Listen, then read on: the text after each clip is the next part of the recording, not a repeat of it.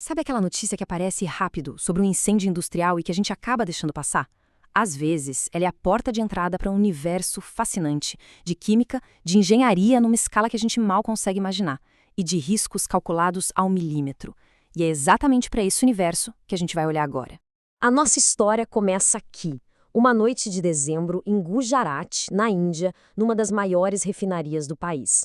Um lugar que, na prática, funciona como uma cidade inteira, com um único e gigantesco propósito: transformar petróleo bruto na energia que move o nosso mundo.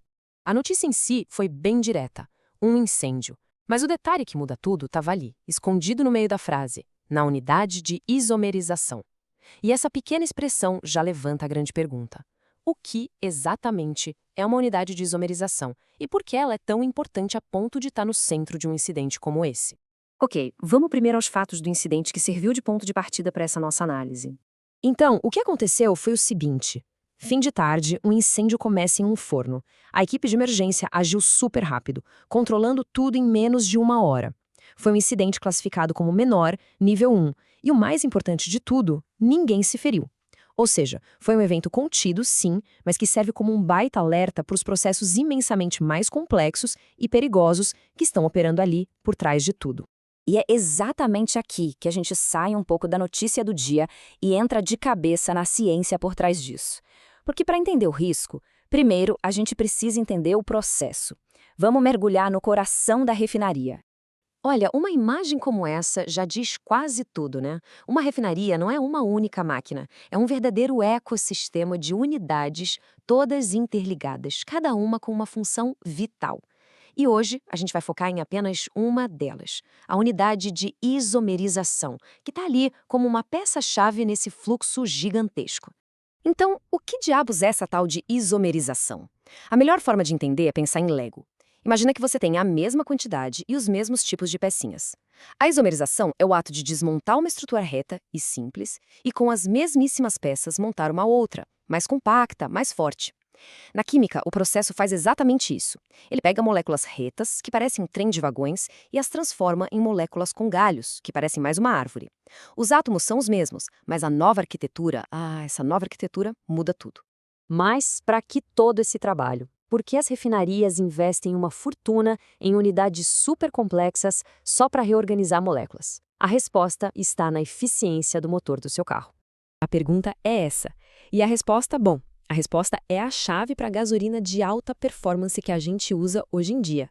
Tudo se resume a um número, a octanagem. Guarda esse número, 61,7. Esse é o índice de octanagem do N-pentano, a nossa molécula que parece um trem. É um número baixo. Isso significa que o combustível queima de forma irregular, causando aquela famosa batida de pino no motor. Agora, olha o que acontece depois que essa mesma molécula passa pela isomerização e vira uma árvore. 92,3. A diferença é gritante, é um salto gigantesco de performance. O ponto central é exatamente este. A isomerização transforma componentes de baixa qualidade da gasolina em componentes de altíssima qualidade. E é isso que permite que os motores modernos operem com mais potência e eficiência, sem o risco de danos. É uma etapa simplesmente indispensável. Só que, claro, essa mágica não acontece do nada. Ela exige catalisadores bem específicos, como platina. E o ponto-chave: muito, mas muito calor. As temperaturas podem chegar a quase 300 graus Celsius. E é exatamente aqui que a ciência encontra o risco. Porque, altas temperaturas e combustíveis inflamáveis são, por natureza, uma combinação bem perigosa. E isso nos traz de volta para a questão da segurança.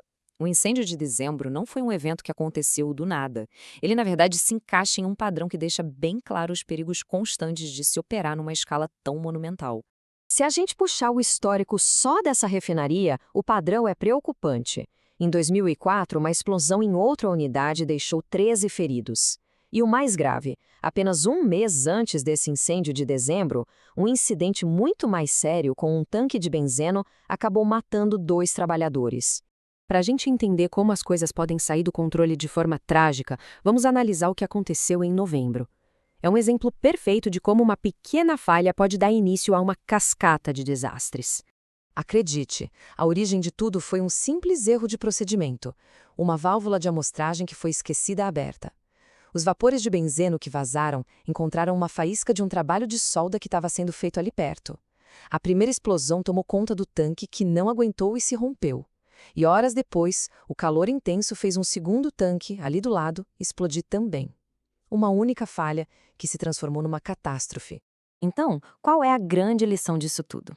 Esses incidentes são um lembrete bem duro do dilema constante que existe para manter a nossa sociedade funcionando. E essa imagem captura perfeitamente essa dualidade. De um lado, a refinaria, uma maravilha da engenharia, tudo ordenado, produtivo. Do outro, a queima do flare.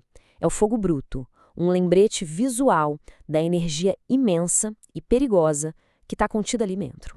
E para não restar dúvida do tamanho disso, a refinaria de Gujarat processa 13,7 milhões de toneladas de petróleo bruto por ano. A quantidade de energia que é manipulada num lugar como esse é simplesmente astronômica. No fim das contas, a conclusão é esta. A gente depende dessas instalações para praticamente tudo na vida moderna. Elas são o auge da nossa capacidade de engenharia, mas operam com uma margem de erro mínima, onde qualquer falha pode ter consequências devastadoras. E isso deixa a gente com aquela pergunta que não quer calar. Desde a química que otimiza o combustível até a segurança de quem trabalha nesses locais todos os dias, como a gente encontra o equilíbrio entre a nossa demanda, que parece insaciável por energia, e a necessidade absoluta de segurança?